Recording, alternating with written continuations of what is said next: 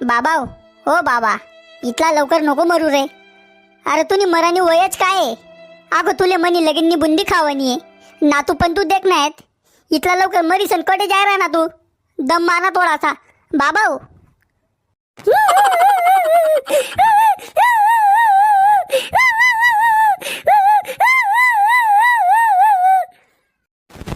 बचकर जाऊ दे.